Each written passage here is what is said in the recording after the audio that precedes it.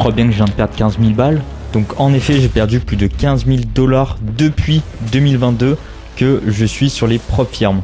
Entre les prop firms qui scamment, les règles de consistance où ils te bannissent, les règles de changement d'adresse IP lorsque tu as un VPS quand tu essayes de mettre un algorithme, ou bien même les pertes des challenges tout simplement, les prop firms qui ne payent pas, et bien malgré mon expérience, je suis quand même en négatif après plus d'1 an d'utilisation de prop firm. Je vous mets juste au-dessus une vidéo que j'ai fait il y a de ça quelques semaines sur comment débuter en investissement. En effet, il y a plein de produits financiers qui sont marketés, mais entre le copy trading, les crypto-monnaies, les prop firms et j'en passe, il faut faire le bon choix, surtout quand on débute et ne pas tomber dans des arnaques. Donc on se retrouve dans cette chronique des scams un petit peu particulière, car cette fois-ci on va parler de plusieurs plateformes en général qui se nomment les prop firms. La semaine dernière, la prop firm MyForexFund a gelé les fonds de tous les comptes suite à une plainte des régulateurs américains et canadiens. Je ne vais pas détailler le pourquoi du comment, mais juste que c'était prévisible et beaucoup étaient au courant. Mais d'abord, qu'est-ce qu'une prop firm? Comme d'habitude, on va décortiquer le produit en lui-même. Donc une prop firm est une société qui alloue du capital à des traders dits rentables en proposant aux traders ou à monsieur tout le monde, car c'est vraiment accessible à n'importe qui, d'acheter un compte financé en passant des challenges. Donc par exemple, pour acheter un compte à 100 000 $, il va falloir débourser, suivant les prop firms, entre 500 et jusqu'à 1000 $.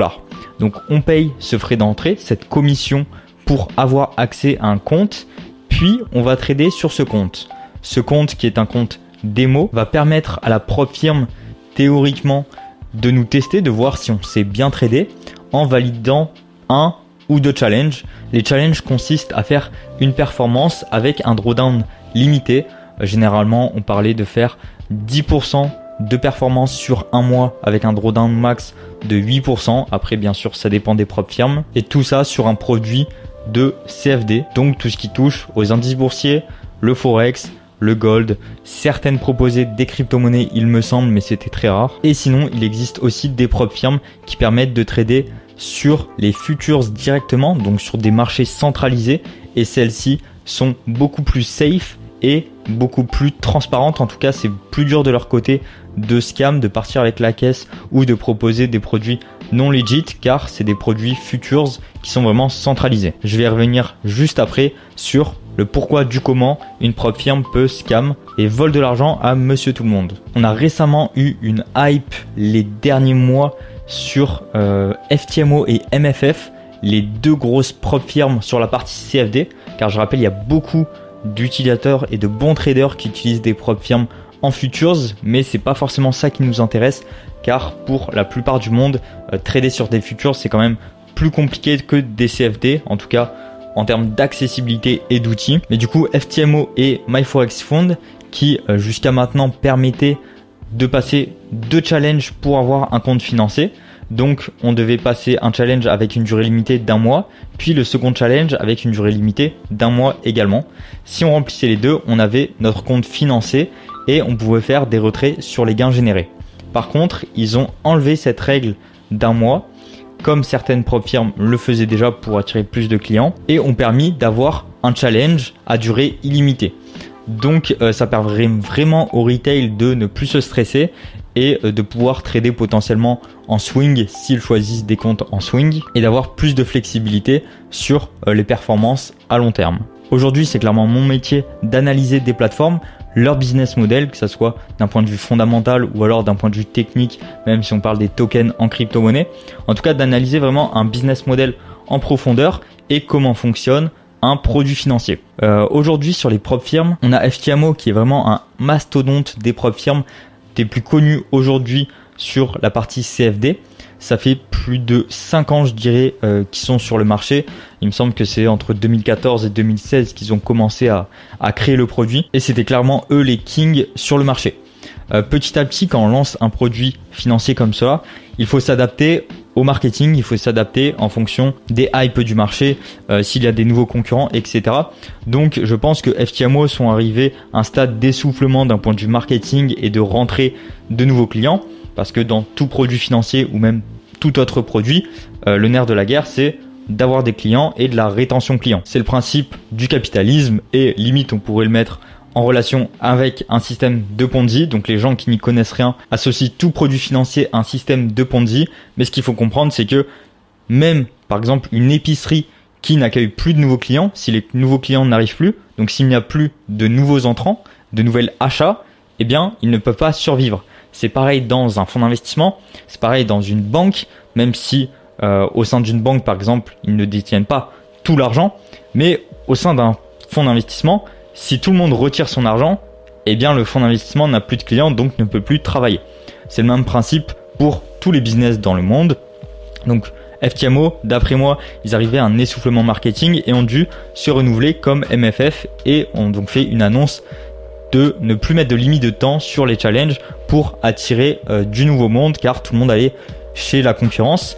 Concurrence très scammy.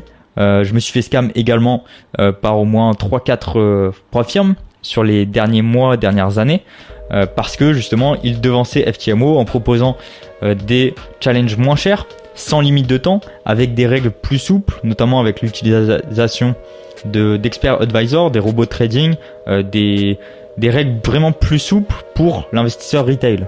Donc venons-en désormais à la partie plaignante qui accuse MyForexFund d'avoir sollicité frauduleusement le trading pour l'investisseur particulier en mettant des outils comme des effets de levier, du CFD, bien sûr c'est leur cœur de métier, et en promettant d'un point de vue marketing à n'importe qui de pouvoir devenir trader professionnel avec des fonds sous gestion.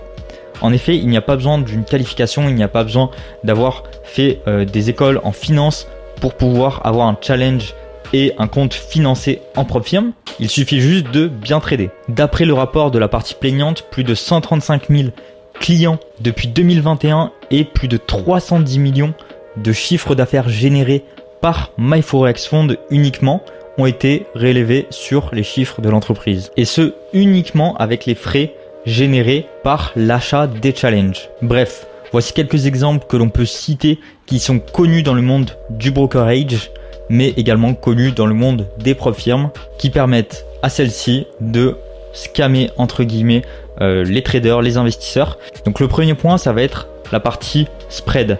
En effet, il n'y a pas de spread pour passer les challenges, mais il y a du spread lorsque votre compte est financé.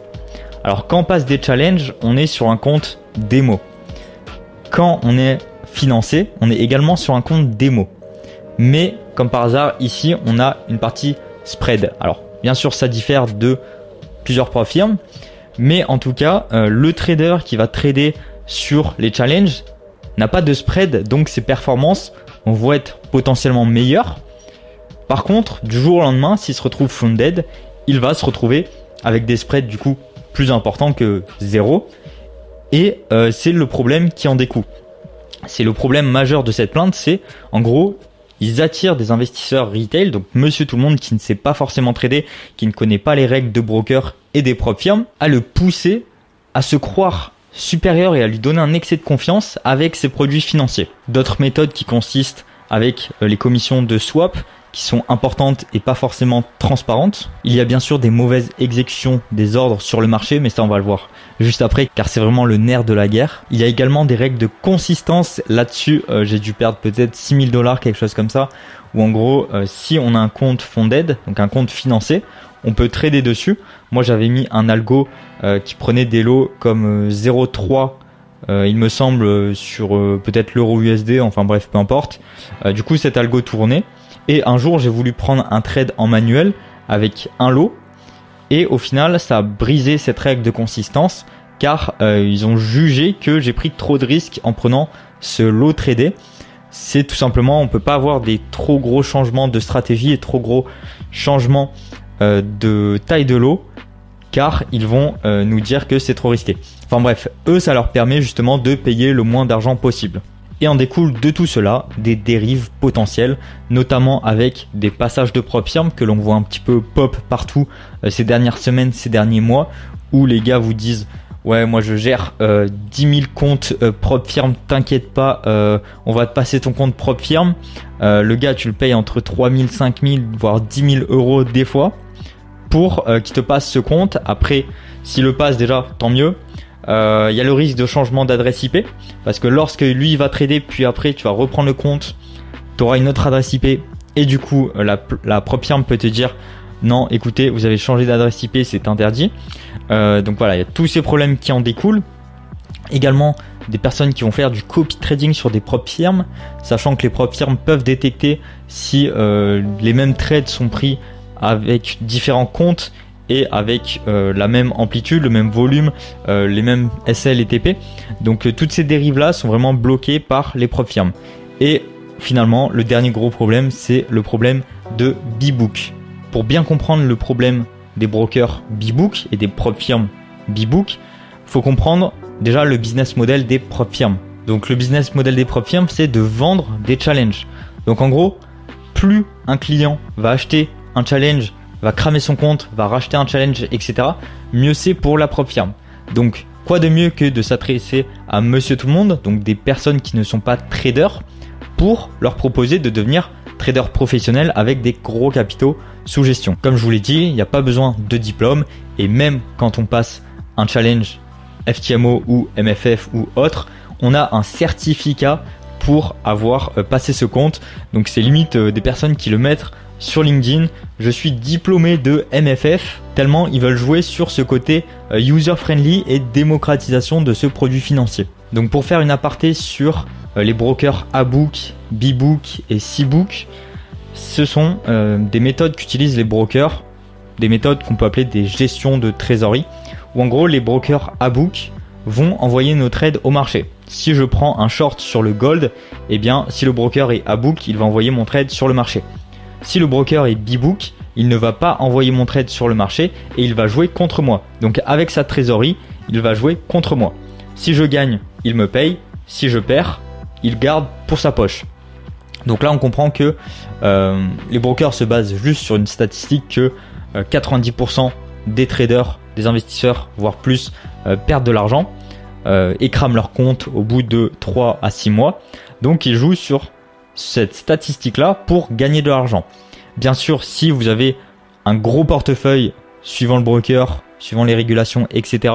et que vous tradez très bien, il se peut que le broker va passer les ordres au marché et c'est ce qu'on appelle un broker C-Book, donc un broker hybride.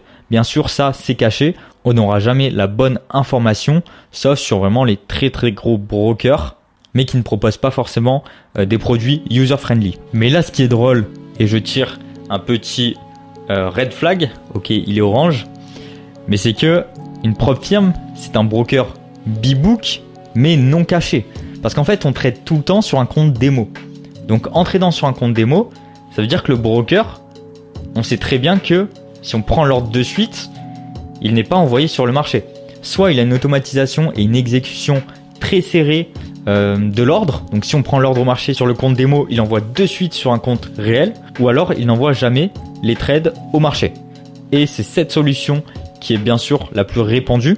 Sauf, je le rappelle, sur les propres firmes futures, qui celles-ci permettent justement d'avoir une centralisation des trades et donc la triche est un petit peu plus difficile. Mais en tout cas, toutes les propres firmes en CFD, donc FTMO, MyForexFund, SearchTrader, enfin bref, il y en a plein qui pop.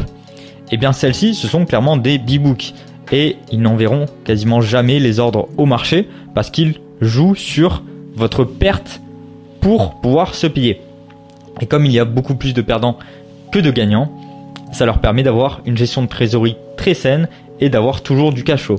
Donc même s'il y a une armée de traders incroyables qui gagnent beaucoup d'argent, eh bien ils peuvent les payer. Par contre, quand ils ne peuvent plus les payer ou alors quand ils ne veulent plus les payer, il suffit à la plateforme de scam, donc partir avec la caisse et de garder toute la trésorerie pour eux. Mais alors Elliot, comment arrêter de se faire scam? Eh bien, je vous mets en description une vidéo où j'explique comment je gère mon patrimoine.